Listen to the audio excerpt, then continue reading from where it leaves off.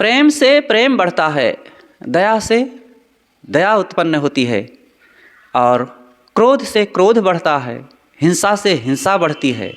फिर किसी प्राणी को मार करके अगर हम अपना पेट भरेंगे तो इससे समाज में या हमारे परिवार में, हमारे जीवन में कैसे भला खुशहाली आएगी।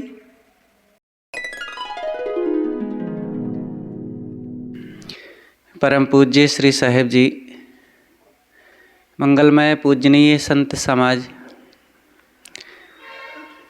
सम्माननीय सज्जनों और देवियों, आज हम सुबह की इस सभा में सद्गुरु अभिलाष देव जी की एक छोटी सी पुस्तक है अहिंसा शुद्धाहार,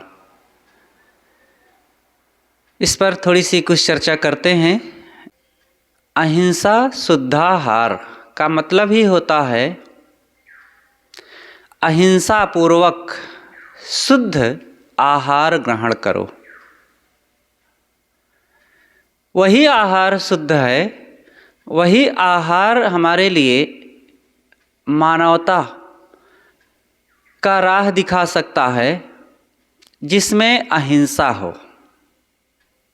किसी प्राणी की हिंसा करके, किसी को दुख दे करके, किसी को सता करके जो आहार मिलता है वह केवल हमारे लिए नहीं, समाज और पूरे संसार के लिए दुख के बीज बोता है। हमारी परंपरा, हमारी पीढ़ी इससे बर्बाद होती है।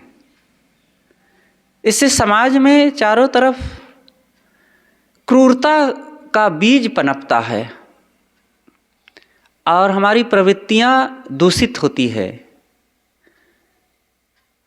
इसलिए हर मनुष्य का कर्तव्य है कि वह दया, क्षमा, प्रेम और इंसानियत के विचार को अपने अंतःकरण में उत्पन्न करे। प्रेम से प्रेम बढ़ता है, दया से दया उत्पन्न होती है, और क्रोध से क्रोध बढ़ता है, हिंसा से हिंसा बढ़ती है। फिर किसी प्राणी को मार करके अगर हम अपना पेट भरेंगे तो इससे समाज में या हमारे परिवार में, हमारे जीवन में कैसे भला खुशहाली आएगी। इसलिए जैसे भी हो, हर इंसान को अहिंसकी होना चाहिए। सबको दया की ज़रूरत है, प्रेम की ज़रूरत है, क्षमा की ज़रूरत है। हमें कोई दुख ना दे, ये सबके अंदर से पुकार उत्पन्न होती है कि हमें कोई दुख ना दे। चाहे वो मनुष्य हो और चाहे मानवेतर प्राणी हो, छोटा से बड़ा कोई भी हो, जहाँ भी जानदार प्राणी है, सबके अंदर से यही एक भाव उत्पन्न होता है कि हमें कोई दुख ना दे। हम दुख नहीं चाहते हैं। और जो हिंसा पूर्ण मांसाहार है वो कैसे फिर उत्पन्न होगा। अगर दुख न दिया जाए तो कैसे मिलेगा। और दुख दे करके हम अपना पेट भरेंगे तो फिर दुख के बदले दुख पाएंगे। वो एक कहानी जो संतजन कहा करते हैं कि एक व्यक्ति था, रात दिन मुर्गियों को मार करके उसका मांस बेचना उसका धंधा था। उसके 3 बच्चे थे। बड़ा वाला बच्चा 8 साल का था, उससे छोटा 4 साल का, और उससे छोटा करीब 2-3 महीने का था। एक दिन की बात, बड़े वाले बच्चे ने अपने भाई से कहा, बीच वाले से, कि भैया चलो हम लोग भी खेलते हैं। और वही चाकू ऊपर लेकर के चला गया। रोज़ देखता था कि पिताजी इसी से गला काटते हैं, मुर्गियाँ छटपटाती हैं, और बड़ा हम लोग जब देखते हैं तो आनंद आता है, तो हम लोग भी ऐसा करते हैं। उसको क्या पता कि कोई मरेगा या उसको दुख होगा, पीड़ा होगी। और अपने बीच वाले भाई को छत पर ले करके गया और वही छुरा से उसके गले में रेत दिया। और जैसे ही रेता तो उसकी नसें काफ़ी कट गई और खून बहने लगा। वो चिल्लाया ज़ोर से, छटपटा के गिर पड़ा। और इधर माँ टब में गर्म पानी भर करके छोटे वाले बच्चे को स्नान करा रही थी। और जब वो चीख चिल्लाहट सुनी तो वो भागी जोर से ऊपर छत की ओर कि देखूं क्या हो गया, कुछ लगता है गिर गया कि क्या हुआ। और जैसे भागी ऊपर, माँ को देख करके बड़ा वाला बच्चा तो घबरा गया कि यह तो माँ मारेगी, और ऐसे घबराहट में भागा जोर से। अब भागा तो संभाल ना सका, छत से कूद पड़ा और कूदते ही हाथ पैर टूट गया, ख़त्म। और इस इधर बीच वाले बच्चे का गला अधिक कट जाने से वो छटपटा के थोड़ी देर में वह भी ख़त्म। और इधर सबसे छोटे वाला बच्चा वो गर्म पानी में जिसको स्नान करा रही थी और वहीं छोड़ करके भाग गई, और टब में वो फटफटा करके पानी उसके नाक मुख में भर गया और वो कुछ मिनट में वह भी ख़त्म। यह एक उदाहरण है, ज्वलंत उदाहरण, कि जो हिंसा करता है किसी न किसी ढंग से उसके जीवन पर, परिवार पर, बाल बच्चों पर, उसके ऊपर ऐसा कुछ ना कुछ होता है। इसलिए हिंसा नहीं करना चाहिए, किसी प्राणी को मारना नहीं चाहिए। और आज से इतिहास की बात को याद करें, हजारों वर्ष पूर्व, 2500 वर्ष पूर्व की तथागत बुद्ध का जमाना था और मगध क्षेत्र में एक बहुत बड़ा राजा रहता था। अकाल पड़ा, सूखा पड़ा, चारों तरफ प्रजा में तबाही होने लगी, भूखमरी आ गई। राजा ने अपने मंत्री और जो और भी लोग थे, सदस्य लोग, सबको बुला कर के मीटिंग किया कि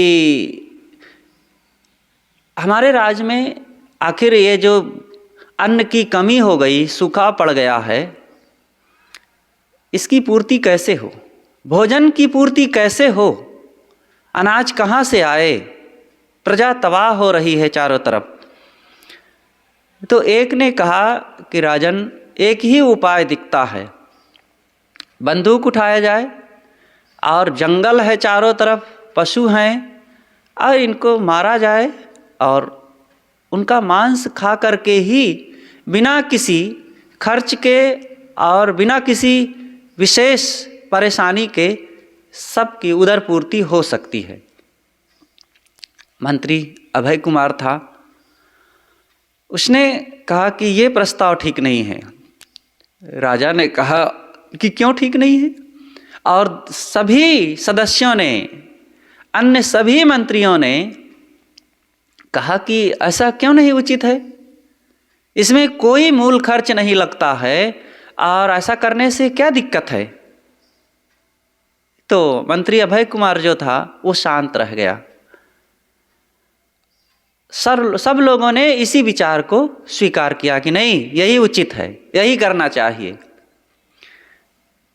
मंत्री अभय कुमार शांत रहा और दूसरे दिन सुबह ही, रात में ही अपने एक साथी को लिया, सिपाही, और बंदूक लिया, चाकू लिया, और जो सबसे पहले कहा था कि मांसाहार से ही सबकी खुराक पूरी की जा सकती है, उसके घर पर गया, उस सदस्य के पास, और कहता है कि मंत्री जी, आज शाम होते ही राजा को पेट पीड़ा हुई, राजवैद्य बुलाया गया।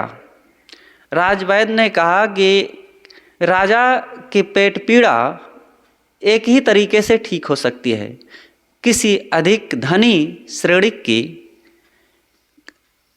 कलेजे का थोड़ा सा मांस चाहिए, तभी उनका पेट दर्द ठीक हो सकता है, और ये लीजिए 1 लाख रुपया, और आप अपना कलेजे का थोड़ा सा मांस देने के लिए तैयार हो जाइए। वो घबरा गया और कहता नहीं नहीं, ऐसा नहीं कर सकते, ये मुझसे आप 2 लाख रुपया स्वर्ण मुद्रा ले लीजिए और मुझे छोड़ करके किसी और धनी सामंत के पास जाइए, मुझे बचा लीजिए। और 2 लाख स्वर्ण मुद्रा दे दिया। उसको ले करके फिर दूसरे के पास गया, दूसरा सामंत जिसने कहा था, जो सदस्य था, कि मांसाहार से ही सबकी उदरपूर्ति हो सकती है, उसके पास भी यही बात कहे कि आज शाम होते ही राजा के पेट में पीड़ा हुई, राजवैद्य आए, उन्होंने कहा कि किसी अधिक सामंत का पेट का, कलेजे का थोड़ा सा मांस चाहिए और ये खाएंगे तभी ठीक हो सकता है, तो आप ये 1,00,000 स्वर्ण मुद्रा लीजिए और अपना कलेजे का मांस देने के लिए तैयार हो जाइए। अब वो भी घबरा गया और गिड़गिड़ाते हुए कहता है, ये 2,00,000 स्वर्ण मुद्रा मुझसे ले लीजिए और मुझे छोड़ करके किसी और के पास जाइए। ऐसा ही जो 50 सदस्य थे सबके पास मंत्री अभय कुमार गए और सबसे यही बात कहे, और सब लोगों ने एक ही बात कहा कि मुझसे 2,00,000 स्वर्ण मुद्रा ले लीजिए, लेकिन मुझे छोड़ दीजिए, किसी दूसरे के पास जाइए। 1 करोड़ स्वर्ण मुद्रा हो गई। और जब अगले दिन सभा लगी, राजा के पास मंत्री अभय कुमार ने 1 करोड़ स्वर्ण मुद्राएं रखते हुए कहा कि महाराज, इन सबको अपनी अपनी जान प्रिय है, थोड़ा थोड़ा 100-100 ग्राम ये मांस अपना ना दे सके और उसके बदले में इन सब लोगों ने 2-2 लाख स्वर्ण मुद्राएं दिया है। राजा को समझ में नहीं आया ये क्या कहना चाहते हैं। तब बताए कि मैंने ऐसा कह करके इनसे बस थोड़ा थोड़ा अपने कलेजे का मांस मांगा, लेकिन कोई ना दे सका, और उसके बदले में ये लोग 2 लाख स्वर्ण मुद्राएं देने को तैयार हो गए और दिए। तो क्या थोड़े से मांस की कीमत ये 1 करोड़ स्वर्ण मुद्रा हो सकती है? तो सब आश्चर्य में पड़ गए, ऐसा भी हो सकता है।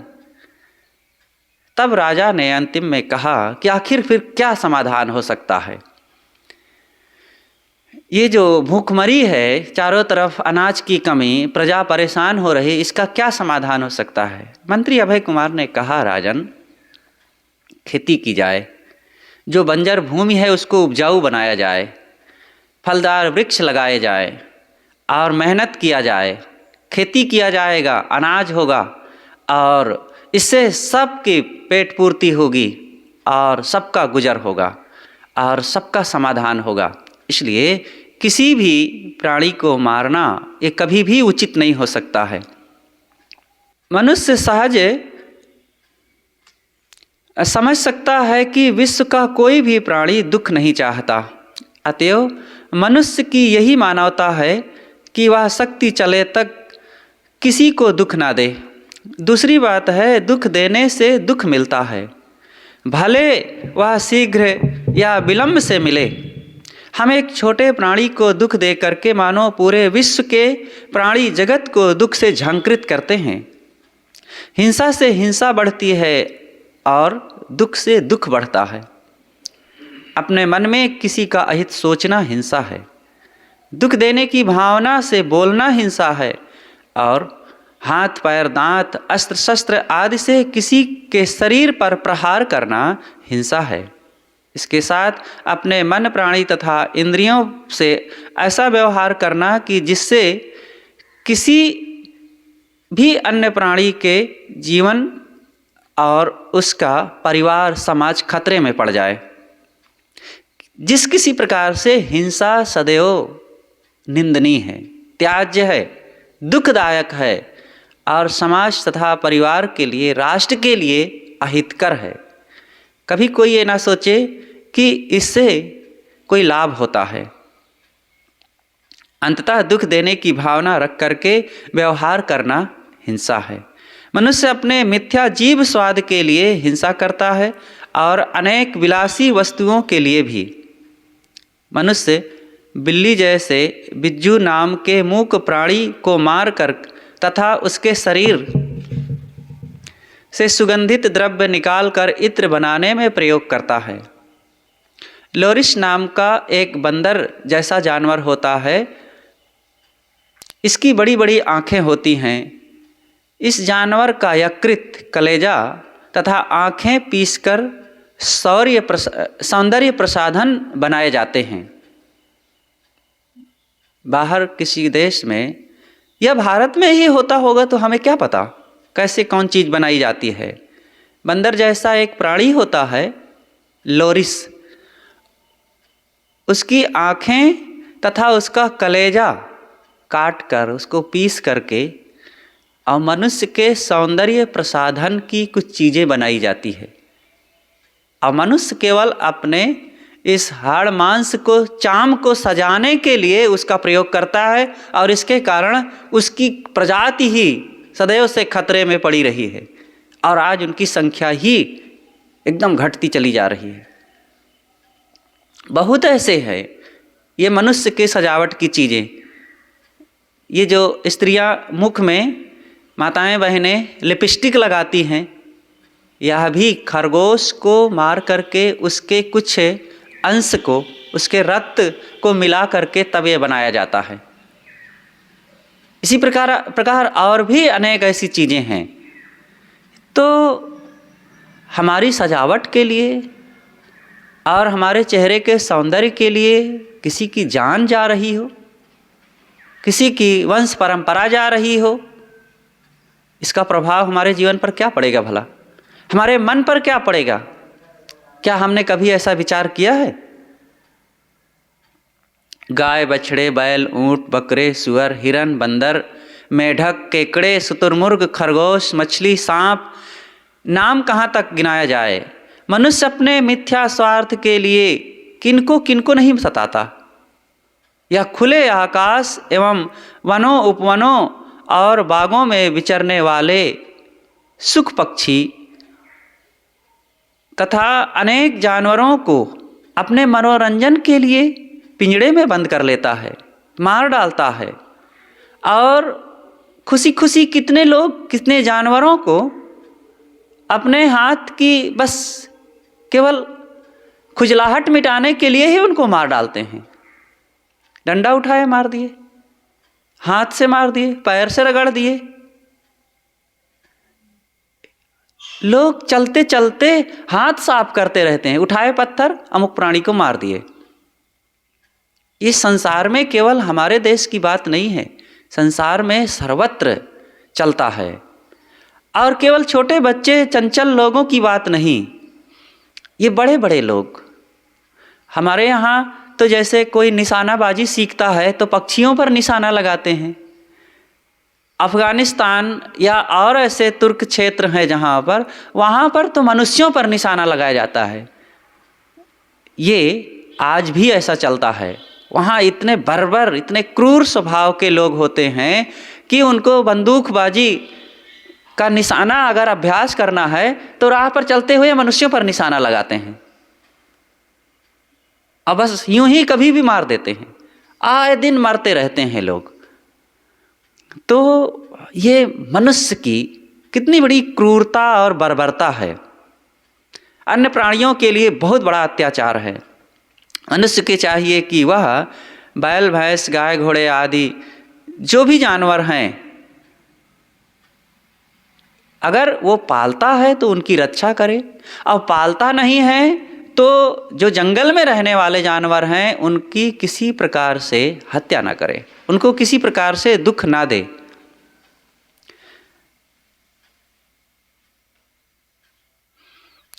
जो लोग तीतर पालते हैं, कुछ लोग पालते हैं जानवरों को, तीतर पाल रहे हैं, तोता पाल रहे हैं, खरगोश पालते हैं, यहाँ तक कि और भी कई कई जानवर पालते हैं, वो याद नहीं आ रहा।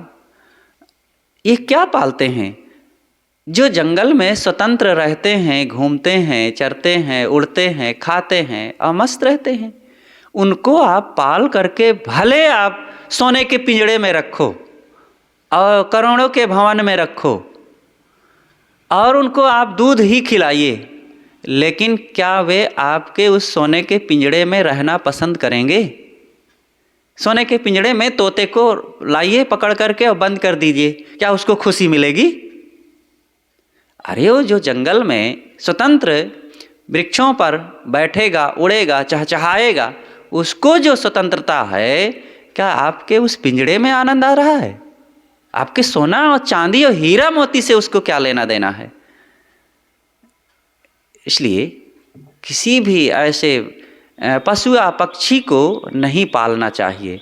आप पाल नहीं रहे हैं, उसको दुख दे रहे हैं। अपने मनोरंजन के लिए, अपने बाल बच्चों के मनोरंजन के लिए उसको पाल रहे हैं, अपने घर को सजाने के नाम पर पाल रहे हैं, और उसकी जान खतरे में है, उसकी स्वतंत्रता छिन गई है, और उसको कैद मिल रहा है, ये उचित नहीं है। हाँ, जो जानवर पालतू हैं तो आप उनको उचित खिलाइए पिलाइए, और फिर आप दुधारू जानवर जैसे गाय भैंस पालते हैं तो ठीक है। पालने से वे धीरे धीरे वो पालतू हो गए हैं, अब वो चाहते हैं कि किसी के संरक्षण में हम रहें। अक्सर आप देखते होंगे जिन जानवरों को बैलों को आज छोड़ भी दिया गया है, वो मनुष्यों के संसर्ग में ही रहते हैं, जंगल में जाकर के नहीं रहते हैं। गांव के आसपास, खेतों के आसपास जहां लोग आते जाते हैं वहीं रहते हैं। भले डंडे बेचारे पाते हैं, आज मार खा रहे हैं, लेकिन फिर भी वो किसी न किसी ढंग से मनुष्यों के निकट ही रहते हैं। तो जो लोग पालते हैं तो ठीक से पालें, उनको खिलाएं, उनको धूप गर्मी ठंडी से बचावें, उचित चारा पानी दें और उनको रहने की जगह दें, मच्छरों से भी बचाएं और उचित उनकी सेवा होनी चाहिए। जो गाय या भैंस दूध देना बंद कर दी है, अब आप उसको कसाई को बेच दें, ये कैसे उचित हो सकता है? आपके माँ बाप बूढ़े हो गए, अब वो शरीर से अब असमर्थ हो गए हैं काम करने में, तो क्या उनको कसाई खाने में भेज दिया जाए? ऐसे ही जिन जानवरों से आपने जीवन भर सुविधाएं प्राप्त किया, पैसे कमाया और उनसे दूध खाया और काम लिए, अब बूढ़े हो जाएं तो उनको कसाई खाने में भेज दिया जाए? उनकी रक्षा होनी चाहिए। 4 दिन की उनकी ज़िंदगी है और उनको आपके दरवाजे पर ही जीवन को पूरा करने दीजिए। मनुष्य निरीह निरपराध और मूक प्राणियों को तो सताता ही है, वह अपने मिथ्या स्वार्थ और घमंड में पड़ करके किसी भी तरह से वे निर्बल मनुष्यों को भी सताता है। अकल्पित जाति वर्ण संप्रदाय आदि के नाम पर वो किसी को नीच अछूत छोटा कह करके उसको सताता है, उसको बोली ठोली मार करके सताता है, और काम करवा करके ज़रूरत से ज़्यादा उससे काम करवा करके और उचित पारिश्रमिक ना दे करके सताता है, और स्वयं बड़ा बनता है, और बड़ा बन करके और वो नौकरी करता है, और नौकरी के नाम पर जाता है ऑफिस में, वहाँ से एक मोटी रकम की आमदनी लेता है और स्वयं काम नहीं करता। काम चोरी, घूसखोरी, बेईमानी और आदि आदि किसी ना किसी ढंग से फिर वहाँ पर लोगों से पैसा लेकर के, सरकार का पैसा लेकर के, और लोगों को काम ना करके फिर काम इधर लोगों को सताता है, अथवा काम करता है तो अलग से उनसे पैसा लेता है, उनका अपमान करके काम करता है। ये कितनी बड़ी हिंसा है। हम चोरी करते हैं तो हिंसा करते हैं, घूस लेते हैं, मिलावटबाजी करते हैं तो हिंसा करते हैं, किसी तरह से किसी का अधिकार मारते हैं तो भी हिंसा करते हैं। इसलिए हम सबको सोचना चाहिए, समाज के लोगों को सोचना चाहिए कि हम क्या कर रहे हैं। हमारे जैसे ही दूसरे लोग हैं, उनको भी सुविधाएं चाहिए। हम किसी योग्य हैं और हमारे लिए कोई जिम्मेदारी मिली हुई है और उचित हमको पारिश्रमिक मिलता है सरकार द्वारा, समाज द्वारा, तो हम काम करें। आज हमारे देश में इसकी बहुत बड़ी कमी है। काम चोरी, मुफ्तखोरी और घूसखोरी, ये तीनों समाज को बहुत नुकसान पहुंचा रहे हैं।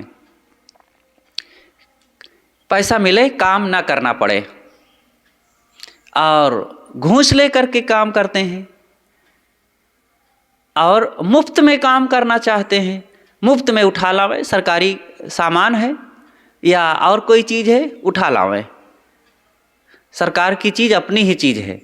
लिखा रहता है ना कई जगह कि सरकारी चीज़ की सुरक्षा आपकी जिम्मेदारी है, आप अपनी समझ करके उसकी सुरक्षा कीजिए। तो लोग अपनी समझ कर अपने घर में उठा लाते हैं और अपने उपयोग में लगाने लगते हैं। सुरक्षा करें। और ट्रेन में बैठ लिए, कहते हैं सरकारी गाड़ी है, और तो हम सरकार के आदमी हैं, सरकार के देश में रह रहे हैं, तो क्या ज़रूरत है पैसा देने की, अब बस चल रहे हैं। साधु महात्मा हो गए हैं और गाड़ी में बैठ लिए, टीटी आया, टिकट टिकट, तो दाढ़ी पर हाथ फेरते हैं, मतलब देख लीजिए हम साधु हैं। और तो कोई कमंडल खनकाते हैं, टिकट, कमंडल हिला देंगे, देखते नहीं हो हम साधु हैं। और कुछ लोग होते हैं वो कहते हैं कि हम सत्संग करते हैं, इसलिए हमें क्या ज़रूरत है। अच्छी बात है, सत्संग करते हैं, सत्संग करिए, आपका सत्संग समाज के लोगों को लाभ देगा। लेकिन आप सरकार की गाड़ी में बैठे हैं और उस गाड़ी के लिए ज़रूरत है कि आप उस पर बैठे हैं तो उसके खर्चे निकले और सरकार उसको व्यवस्था देगी। अगर गाड़ी ना होती तो कैसे सत्संग करने जाते। इसलिए पैसा दीजिए, बिना टिकट के नहीं चलना चाहिए। इसलिए सबके लिए ज़रूरी है कि टिकट कटा करके आप यात्रा करें। जीवन के नाना व्यवहार और धंधों में जो झिने झिने जीव मर जाते हैं, उसमें शक्ति चले तक बचाने का प्रयत्न करना चाहिए। न चाहते हुए जैसे कांटे चुभ जाते और ठोकर लग जाती है और हवा आदि से अशुद्धि का स्पर्श हो जाता है, परंतु इन्हें कोई शक्ति चले तक नहीं स्वीकार करेगा। इसी प्रकार शक्ति चले तक दयालु व्यक्ति किसी को दुख नहीं देता। अनजान और शक्ति के बाहर जीव मरते हैं तो इसमें मनुष्य का कोई दोष नहीं है। लेकिन जो जानबूझ करके किसी प्राणी को सताते हैं, मारते हैं, दुख देते हैं, ये हिंसा है। ऐसी हिंसा नहीं करना चाहिए। विकास भीतर से होता है। बीज के भीतर तो अंकुर निकलता है, बीज के भीतर से अंकुर निकलता है जो पौधे, वृक्ष, फूल, फल आदि के रूप में विकसित होता है। मनुष्य के मन में यदि दयालुता है तो उसके सारे व्यवहार पवित्र होंगे और उसके जीवन में आज और आगे सुख शांति का साम्राज्य होगा। मांसाहार अमानुषता है। मांसाहार कुतो दया, मांसाहारी को दया कहाँ। कहावत प्रसिद्ध है कि मांसाहारी के मन में दया कहाँ। लेकिन ऐसा होने पर भी संसार में जितने मांसाहारी मनुष्य हैं, यदि उन्हें स्वयं जीव हत्या करनी पड़े तो वे मांसाहार को त्याग देंगे। इतनी संख्या में मांसाहारी नहीं ही रह जाएंगे कम से कम। एक उदाहरण है, एक मुस्लिम भाई के मात्र एक पुत्र था। पुत्र समझदार था, इंटरमीडिएट में पढ़ रहा था। समय समय से घर में मांस पकाया जाता था, लड़का भी खा लेता था। एक दिन पिता की आज्ञा से वह खुद दुकान पर मांस खरीदने गया। बधिक ने कहा कि थोड़ा रुको, मांस खत्म हो गया है, अभी एक जानवर को काट करके मैं जल्दी से तुरंत तुमको देता हूँ। लड़का दुकान के सामने खड़ा हो गया और बधिक की गतिविधि को देखता रहा। वह किस तरह से बकरे को बलपूर्वक घसीट करके लाता है और उसके गले में कैसे छुरी चलाता है और बकरा किस प्रकार से छटपटाता है, किंतु बधिक उसको निर्ममता पूर्वक मारता जा रहा है। उसके मांस खंड खंड करके वो कर रहा है। यह देख करके लड़के का दिल दहल गया और वह दुकान से बिना मांस लिए ही वापस घर आ गया। उस माता पिता को उपर्युक्त दारुण दृश्य बताया और शपथ खाया कि मैं जीवन में कभी भी मांस नहीं खाऊंगा। कुछ लोग कहते हैं कि मछली, मुर्गी, कबूतर, बटेर, बकरे, भेड़, सुअर आदि मनुष्यों को खाने के लिए, मनुष्य के खाने के लिए ये पैदा हुए हैं। इनका दूसरा और उपयोग ही क्या है। इनको मारा खाया न जाए तो बहुत बढ़ जाएंगे और मानव समाज के लिए सरदर्द बन जाएंगे। हम देहरादून में थे, एक बच्चा आया और वो पढ़ा लिखा तेज था और उसने कहा कि इनको अगर ना मारा जाए, ना काटा जाए तो ये तो समाज में इतना ज़्यादा हो जाएंगे कि हमारे रहने के लिए जगह नहीं रहेगी और इनसे मानव समाज खतरे में पड़ जाएगा। और फिर ये सब को भगवान ने हमारे खाने के लिए ही तो बनाया है। कई ऐसी दलीलें उसने दिया और फिर उसने कहा इसमें जीव थोड़े होते हैं। जो प्राणी गंदगी से पैदा हो जाएं या समय समय से मौसम के अनुसार पैदा हो जाते हैं उसमें जीव नहीं होते हैं। जैसे उन्होंने कहा कि मक्खियाँ अचानक पैदा हो जाती हैं, मच्छर अचानक बढ़ जाते हैं और कीड़े मकोड़े ऐसे बढ़ जाते हैं, इनमें जीव थोड़े होता है। तो हमने कहा कि तो फिर कितनी मक्खियाँ खाते हो? तो चुप हो गए, कहें इनको मारने से कोई दोष नहीं है। हमने कहा भैया मारने से दोष है, उनमें भी जान होती है, उनमें भी दर्द होता है, दुख होता है और वे भी अपनी रक्षा के लिए कुछ बचाव करते हैं। लेकिन आप सबल हैं, बलवान हैं, मारते जाइए।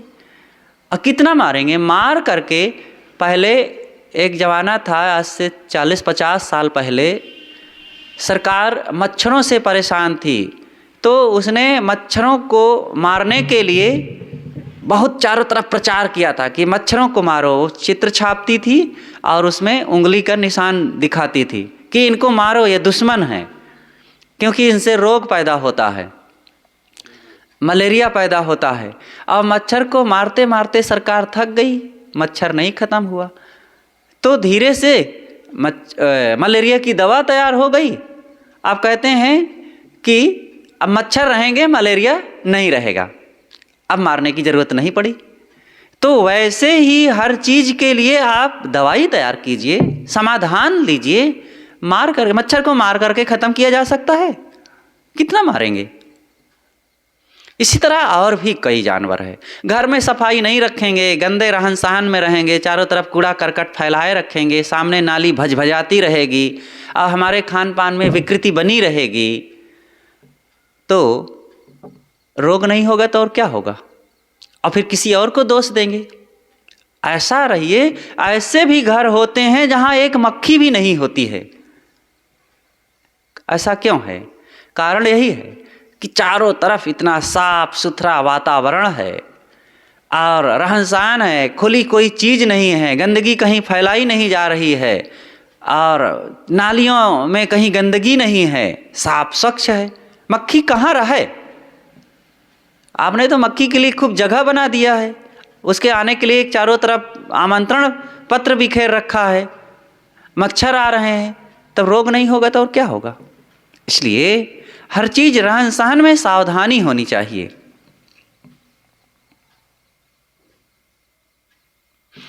पाश्विकता के बड़े भोथरे तर्क हैं। मछली मुर्गे आदि खाने के लिए पैदा किए गए हैं। पता नहीं ऐसा कहने वाले इन्हें खुद पैदा किए हैं या इनके बाप दादों ने पैदा किया है। सबसे सरल बहाना होता है ईश्वर का कि ईश्वर ने इन जानवरों को खाने के लिए बनाया है। क्रूर आदमी ईश्वर को भी क्रूर सिद्ध कर देता है। धरती का कौन जानवर किस लिए है, इसका निर्धारण मनुष्य अपने स्वार्थ और उपयोग के लिए करता है। इसका स्वार्थ और उपयोग दयापूर्ण हो तो क्षम्य है, अन्यथा वह पशु से भी खराब है। मनुष्य कौवा और गिद्ध को तो नहीं मारता खाता, तो बताओ भला ये कौवे और गिद्ध कितना फैल गए हैं। कौवा को तो शायद कोई नहीं खाता और गिद्ध को भी नहीं खाते, और आपके ना खाने से वो कितने बढ़ गए हैं, बल्कि इनकी तो प्रजाति ही लुप्त होती जा रही है। आज कौवे भी घट गए।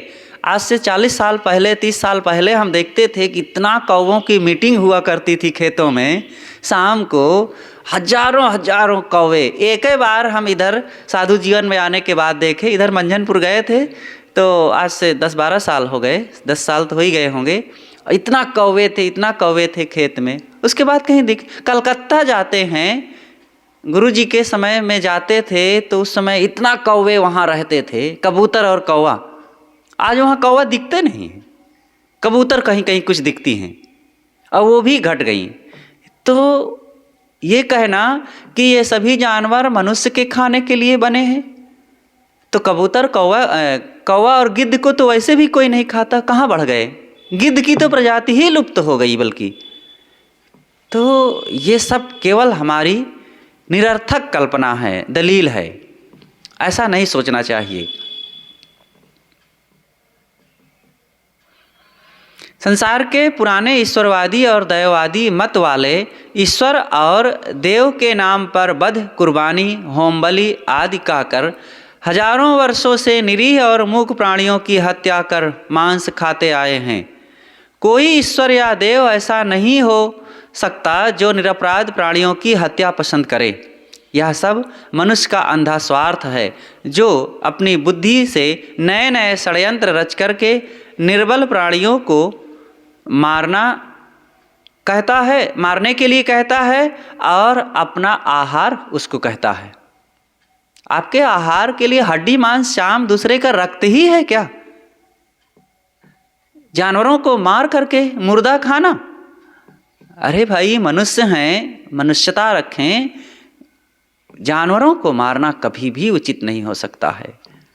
और फिर उनका मांस खाना, मुख में हड़िया हाड़ हाड़ थरिया मुख अब सट कर्म बने हो। सदगुरु कबीर ने तो कहा है। यहाँ पर उन कर्मकांडी पंडितों के लिए जो कहते हैं कि सटकर्म हमारे हैं, हमारे लिए सटकर्म बनाए गए हैं और बिना इन सटकर्म को किए हमारा धर्म पूरा नहीं होता, तो उनका सटकर्म क्या था?